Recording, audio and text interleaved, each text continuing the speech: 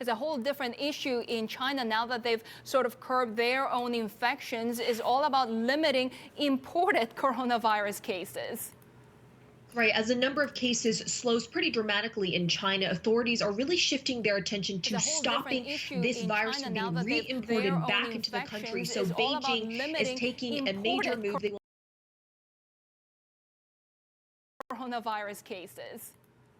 Right. As the number of cases slows pretty dramatically in China, are really shifting their attention to stopping this virus from being re-imported back into the country. So Beijing is taking a major move. Coronavirus cases. Right. As the number of cases slows pretty dramatically in China, are really shifting their attention to stopping from being re-imported back into the country. So Beijing is taking a major move. Coronavirus cases. As the number of cases slows pretty dramatically in China, are really shifting their attention to stopping from being re-imported back into the country. So Beijing.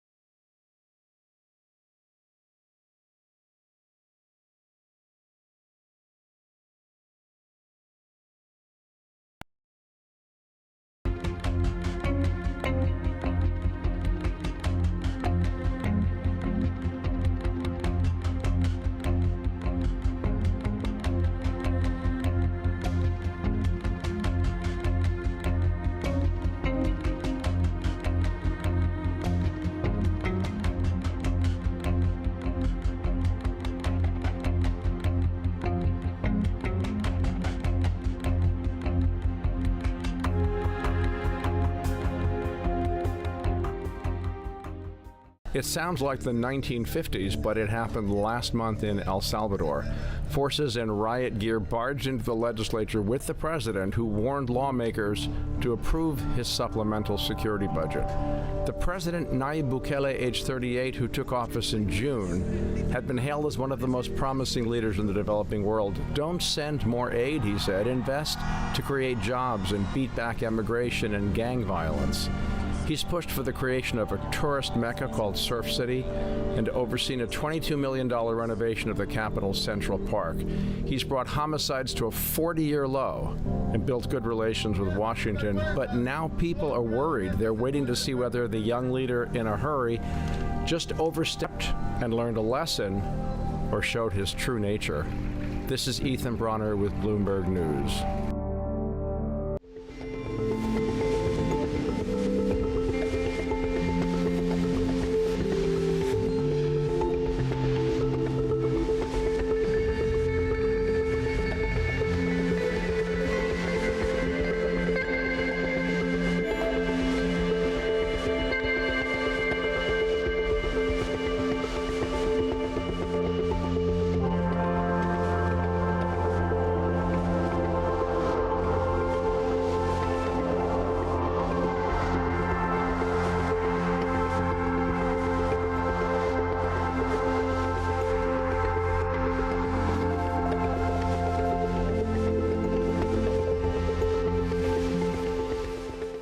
The world is facing a medical emergency.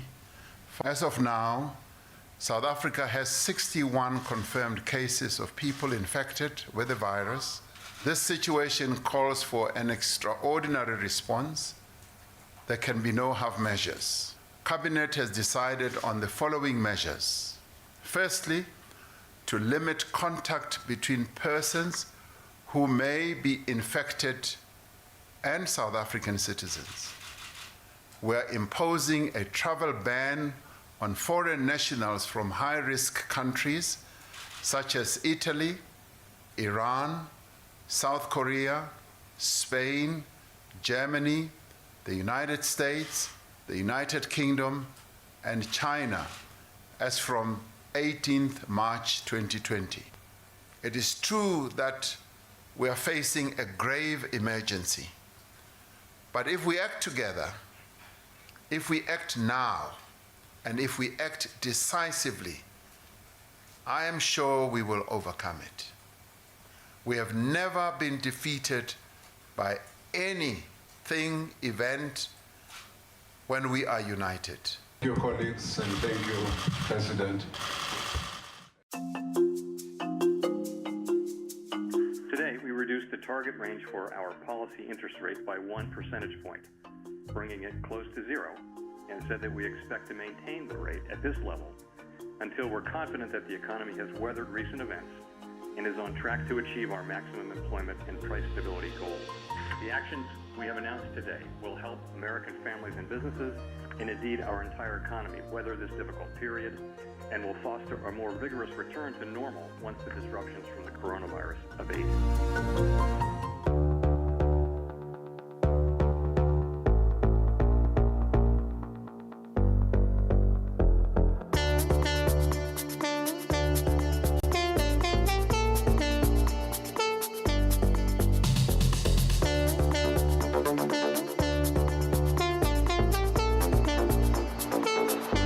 De reactie is heel positief. Mensen zijn blij dat we het hebben. Het is natuurlijk ook een dingetje als je hier binnenkomt. Het is hier natuurlijk wel vrij druk. Dat je gescand en dat je gaat zitten en dat je toch weet van nou, de mensen die binnen zijn in ieder geval voor een gedeelte gecheckt. De handen zijn schoon. Dus dan zit je je jointje toch wat rustiger te roken. Dat is eigenlijk onze intentie geweest.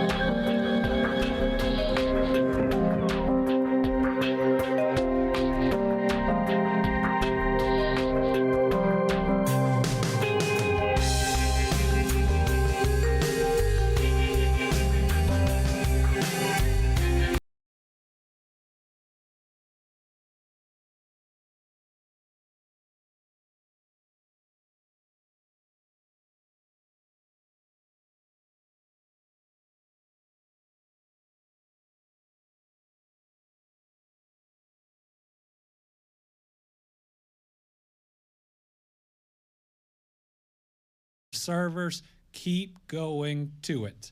We're going to put up all of our guidance on it, and we're going to have some new graphics that I'm going to talk about right now. While you're not going to be able to fully see this, we have on the website now a graphic that you can click on that will show you counties where we have had positive tests. You ready? And where we have had just tests. Now I want you to look at this map. This means that people have had at least symptoms and we have needed to test them. Now while they have tested negative, this should show you that we believe that the coronavirus is in every region of the state. Again, that's not to get you worried, to get you upset. 80% of people are going to be just fine that have it. But what it means is we can't have any Kentuckian or any region saying we haven't had one here and therefore we don't have to take additional steps. I'll talk about restaurants and bars in a minute, but I saw a Facebook post from a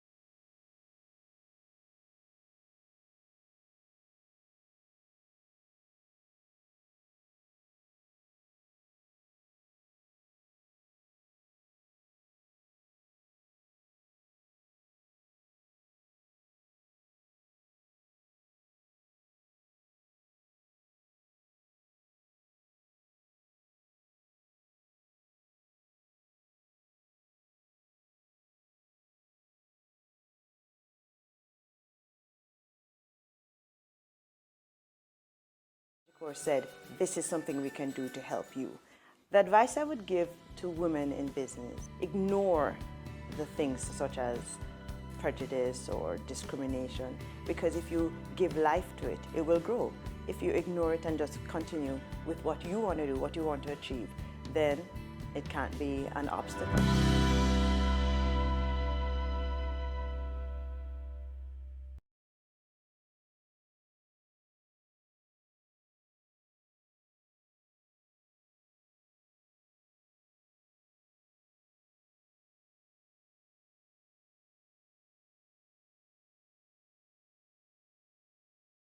tomorrow morning.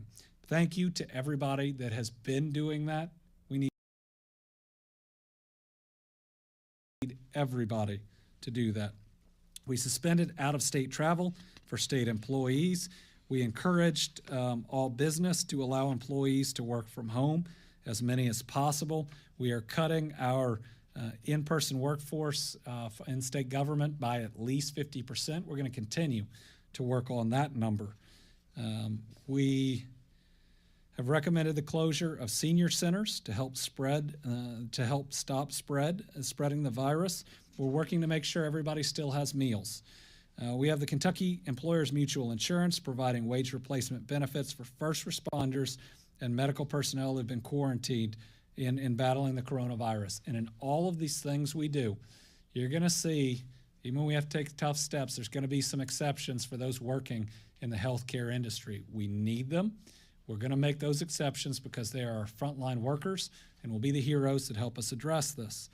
We announced that the boards and commissions will cancel in-person meetings and instead use teleconference technology. The public is still going to be able to watch. We followed the emergency declaration from the Federal Motor Carrier Safety Administration, which is for commercial drivers, helping in this effort. The USDA has allowed us to serve meals to students during non-traditional instruction. That's really helpful. It's going to mean more meals get to students. We asked Kentucky hospitals to cease elective procedures by the close of business Wednesday, March 18th. While we are working with them, this will eventually not be voluntary. It will eventually be mandatory because it's a step we have to take. We have to make sure that we have the capacity in our healthcare system to do what is necessary. There have been some questions. This absolutely includes dentistry. Any elective dentistry procedures, we've got to get through this before they are provided. So practice really good dental hygiene. We will allow our dentists to help give us guidance on what is an emergency, but understand how easily this could pass. In a facility like that, when our dentists and our oral hygienists do not have the type of personal protective gear that they would otherwise need. I know that's going to be hard on dentists' offices, but it is important. So, parents, kids like mine, make sure they brush. Make sure they brush as many times they need to per day. It may be a little longer before they see a dentist. We have worked to make sure that the testing for this will be free for everyone when we are able to get to the point where everybody can be tested. We want that to be the case. We are hoping that will be the case in the future. While I continue to get different projections, I'm going to make sure that I know a date is certain when I tell you that a date is certain. Until then, we got to conserve our resources for the most sick, knowing that most of us are going to be just fine. All right, we're going to ask child care centers across Kentucky, and this is new, to close by close of business on Friday. That's going to give parents and this week to make sure that they can take the steps that they need. We're going to have some exceptions in the policy to healthcare workers. There's going to be some on-site employer exceptions. I know it's going to be hard. Everything I've announced the last 3 days is going to be hard, but it is all necessary, and I wouldn't be doing it if I didn't believe that we had to do it. So, again, those out there that it's going to take an extra step on, breathe, start thinking through what we can do, start thinking through your other options, and we will make it. We'll just make it by adjusting the way that we have to, and we will get through this. We've taken steps with a single individual to force home isolation. They have now agreed to it, but understand that if you test positive to this, you are going to have to self-isolate. Just where we are as a state, everybody be a good teammate. We've issued tips and guidance on good mental health during this. Read them. Can you put it up, Kenneth? Look at it. Make sure that you are following those good tips and good instructions. It's going to be tough. I mean, we have so much interaction with people that is so important, and you still can, 6 feet away. We now have more tools than ever to see people, In fact, our millennials rarely see each other at all, it seems. They text and video chat and the rest. Maybe it's time that we learn from them. But practice good mental health. I talked to you a little bit about mine today. When you need that break, when you need that stress relief, go and get it. Our Emergency Operations Center is now at level 3. That helps us prepare for our response. We put out, and it is an order, to close all restaurants and bars to in-person traffic. We can still have drive-through, delivery, and if done right, takeout. Curbside service. We just got to make sure we're not creating lines of people in person that would otherwise frustrate what our goals are. And let me tell you, we need you all to order out. It is important during this time period. These are small businesses. Understand the impact of this order. Let me tell you that this order is mandatory. It's absolutely necessary. It's going to protect our people. I understand it comes with difficulty. So we are waiving the waiting period for unemployment for people that are losing their jobs due to the coronavirus, and we'll waive any work search requirements until the state of emergency is lifted. I know for those that are going to lose their job that is not a lot of comfort. But I want to tell you that we will work every single day to do everything we can to lessen its impact. And I'm going to talk about SBA here in a minute. We're beginning on tomorrow morning. We are closing the state capitol to non-essential personnel. That'll be people who work here. That'll be the media. But please understand that these are steps that we have to take. And even people in that group, if you can work from home, I would now suggest that you do it. It's just one of those important steps we take as we move forward. Okay, some new steps. And again, there are going to be new steps every day. First, we're going to be providing a 3-month extension on driver's license. So anybody who has one that's expiring in the next 3 months, we're going to give that extension.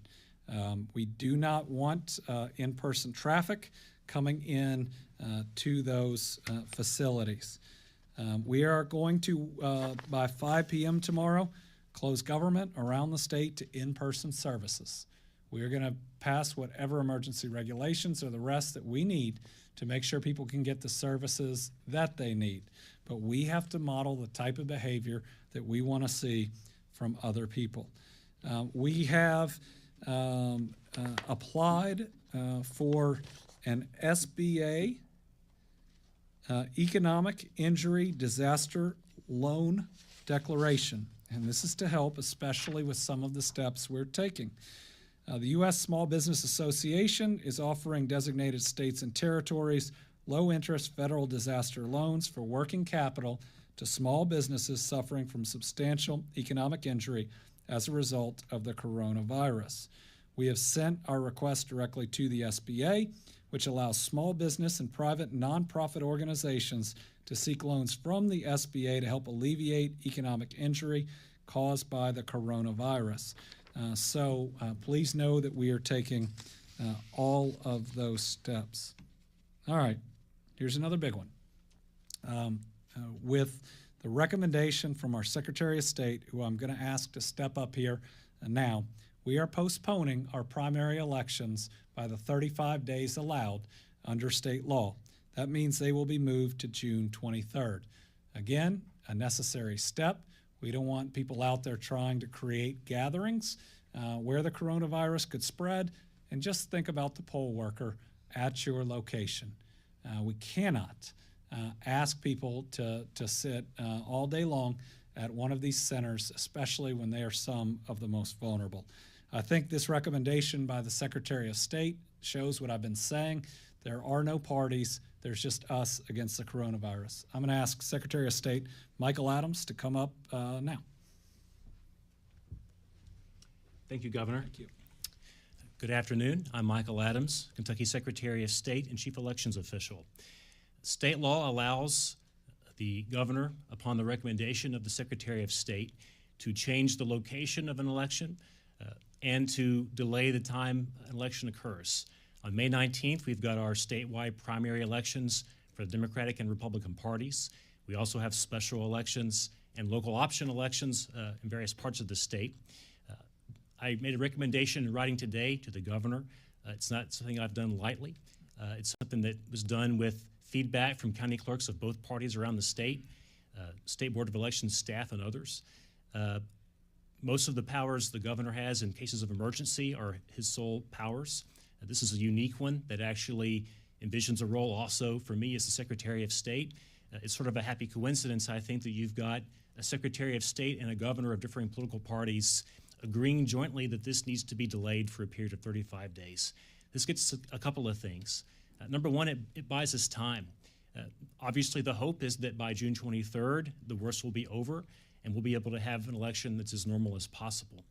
The other possibility is that we won't be back to normal. This will give us time to assess changes that we can make in our election system as to location and potentially even as to method to make sure that we can have a smooth election. If you have any questions, I'll stay till the end. Be happy to answer any that I can. Thank you, Governor. Thank you. We all ought to thank Secretary Adams and everybody else who is coming together. One team, us, against the coronavirus. That's where we are in this world, and we are going to win by this type of cooperation. Okay, next, I understand that our decision today and other decisions we've made, but specifically with bars and restaurants, is going to cause additional unemployment. I knew it when I made it, and admittedly, it's weighed heavily on me. It's why I needed that extra time today to make sure that that I was healthy and took that moment out to get myself re-centered, just like so many people are going to have to. But we want to make sure that those that are in this situation have the tools they need in the coming months. And so I've asked for individuals from the Education Cabinet to be here today to explain the process for applying for unemployment. Thank you, Governor. Thank you. My name is Josh Benton, the Deputy Secretary of the Education and Workforce Development Cabinet. And just to reiterate some of the things that the Governor has mentioned this evening is, we want to encourage, when at all possible, for employers to provide flexibilities to their employees, both with sick leave and opportunities to work from home. But we also recognize that there will be potential job loss as a result of the coronavirus. And so while we have not yet experienced large-scale job loss as a result of the coronavirus, we want to be prepared for that. But most importantly, we want to serve those Kentuckians who are in the process of experiencing job loss as a result of the coronavirus. So just to overview a couple of processes and to also talk through the executive order that the Governor referenced this morning.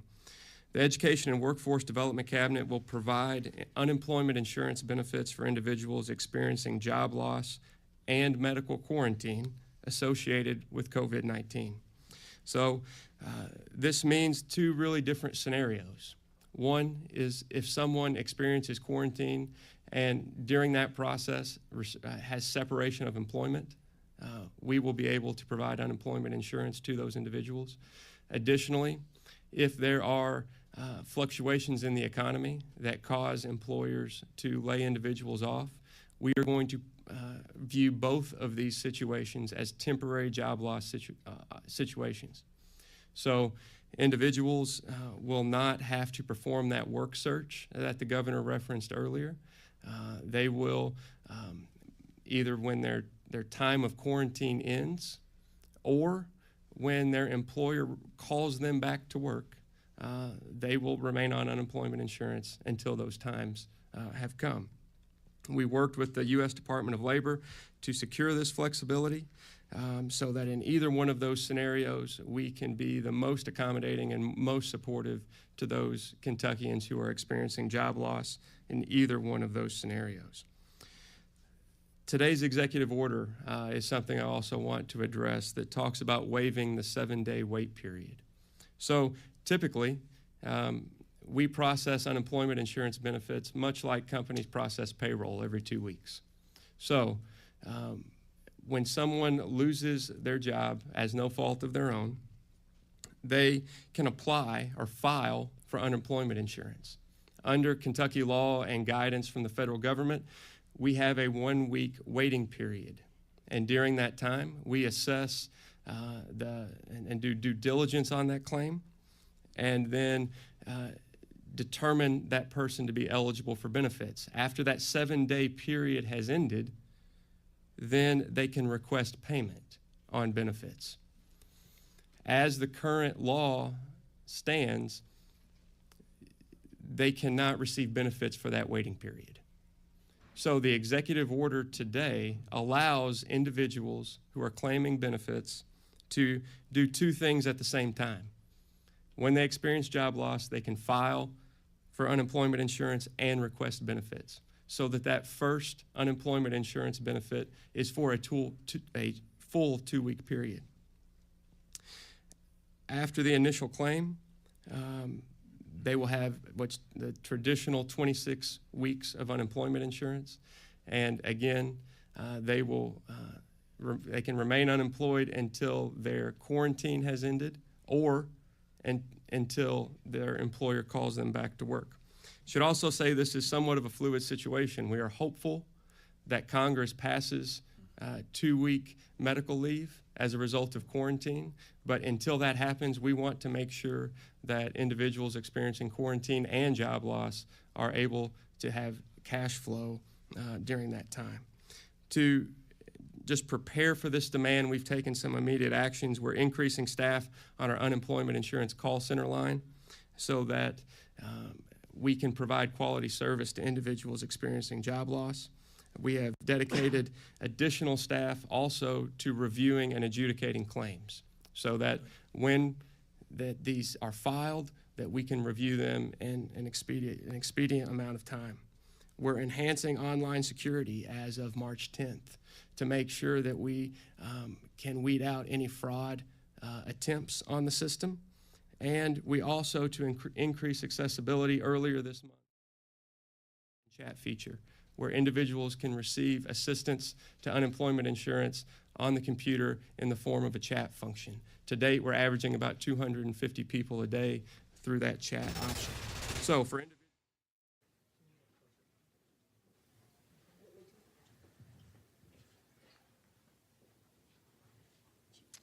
good afternoon. We are here with Mayor Turner, and Mayor, always appreciate your partnership and your leadership. Sheriff Gonzalez is here, our fire chief, Fire Marshal Lori Christensen, Public Health Department Director Dr. Shaw. We've got several council members here, Cassick Statham, Jerry Davis, and other city officials. I know we've all been watching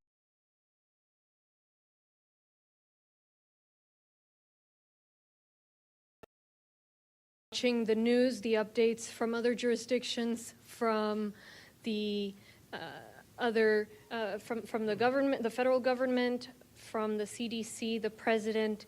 We are all watching the evolution of this virus and its spread. I know a lot of folks are scared, and it's a difficult time. It's an uncertain time, but we've had tough times before, and we are known for nothing if not being able to get through tough times together.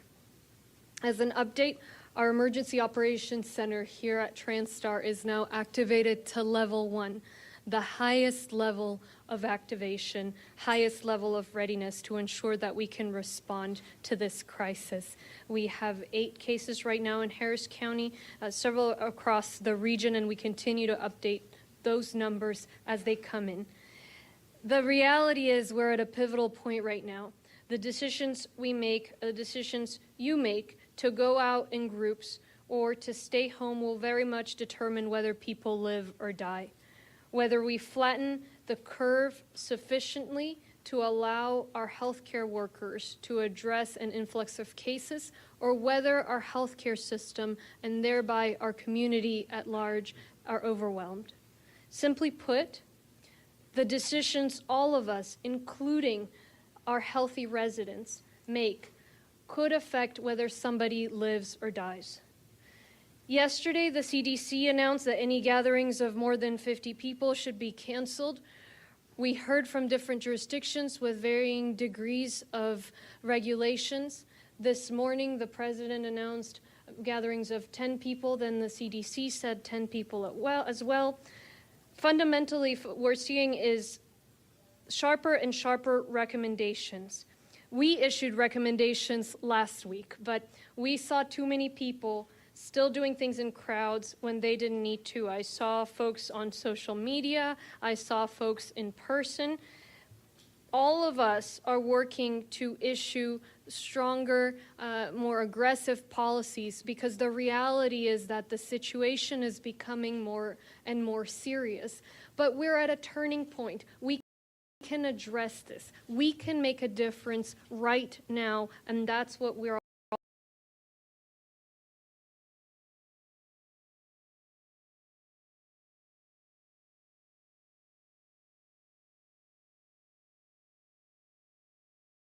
all working on doing. This is about more than just the rodeo. Conferences, weddings, religious gatherings, festivals, parades, other types of assemblies all need to recognize that gatherings of any kind should not be happening.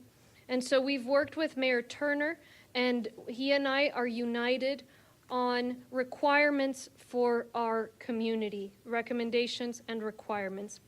I am ordering that in Harris County, and that means unincorporated areas as well as all the cities within Harris County, that starting tomorrow at 8 a.m. and for 15 days until extended or otherwise revised, 3 things. First, restaurants must offer only delivery, pickup, and drive-through service and close for sit-down meals. Second, all bars and clubs must close. Finally, unless you need to go out, stay home and stay away from crowds. This is not going to be solved by any one action. It will take all of us, including young people, healthy people, my fellow millennials, everyone, making sure we play our part. Unless you need to go out to pick up food, buy medicine, groceries, necessities, go for a run or a bike ride, play in your yard, you should not be going into any kind of crowd. No matter where you are, if it's picking up food at a restaurant, picking up groceries, whatever you absolutely need to do, if you see a crowd, you should not be part of it. I want to thank the leading restaurateurs. I spoke with the Houston chapter of the Texas Restaurant Association earlier today. We've got some business leaders here behind us as well, with Houston First, with the association, and I appreciate their input. I appreciate the work that they do and the conversations that we had throughout the day. I expressed to them directly, and I expressed to the community, to the restaurant owner who may not have a job tomorrow or soon, to the senior who is seeing their 401k in trouble. I know this is very difficult. It's a difficult time, and that's why we're taking extraordinary measures. We are at a pivot point with the trajectory of the virus. History will say that we prioritized human life. It will say that if we erred on the side of action. But again, that action needs to be on each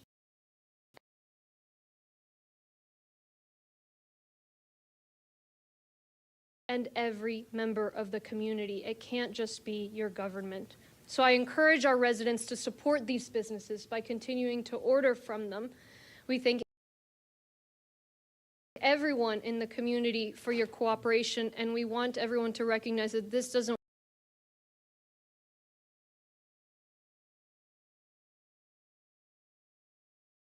work unless we all buy in. As additional notes, the food supply is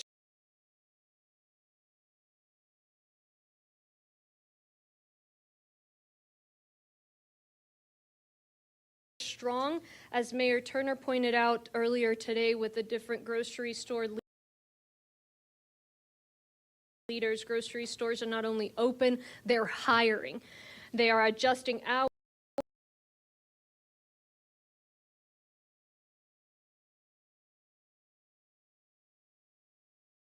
they're supporting online operations and more, but people don't need to hoard. The county and the city continue working together to prepare for spikes, to develop testing.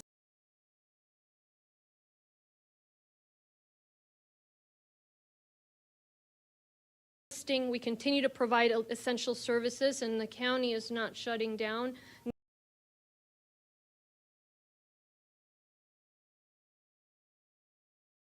Neither is the city. Your actions will save lives, and we are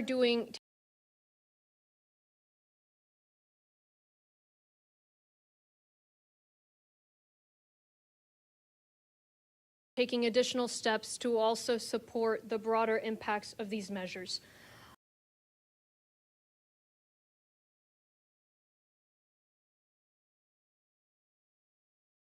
On price gouging, we know that Harris County is full of great people who come together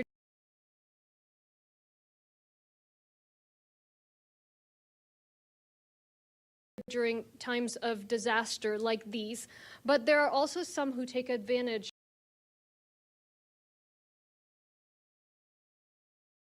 of these difficult times. And so I want to thank our county attorney's office for working aggressively to pursue folks who are trying to take advantage of others through price gouging. There are folks offering fake coronavirus treatments,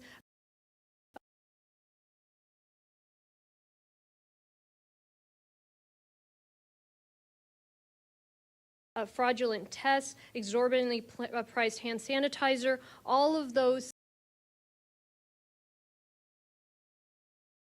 Our Harris County Attorney's Office, Vince Ryan and his team, will be investigating. And so I encourage any resident who finds evidence of this kind of behavior to report it. You can go to readyharris.org, and tomorrow we will make a hotline available. We are also already beginning to band together as we always do. And so we need volunteers, as you've seen.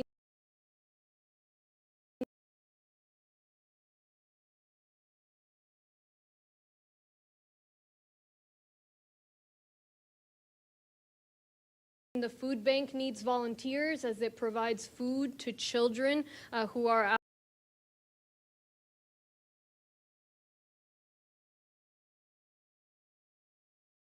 out of school and rely on those school meals, as well as other volunteers will need for other work. And so we encourage folks to also go to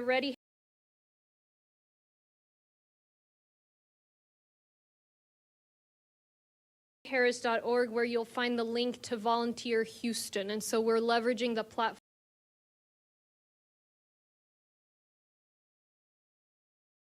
of Volunteer Houston to connect folks who want to volunteer with the nonprofits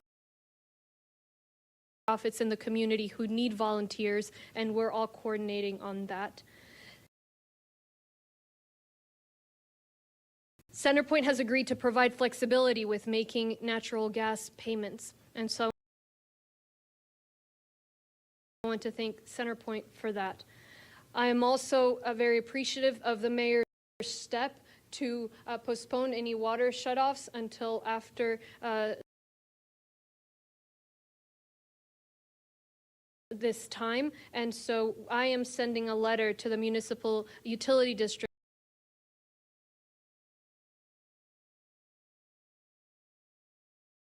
and the public utility districts to be flexible with their water shutoffs and take that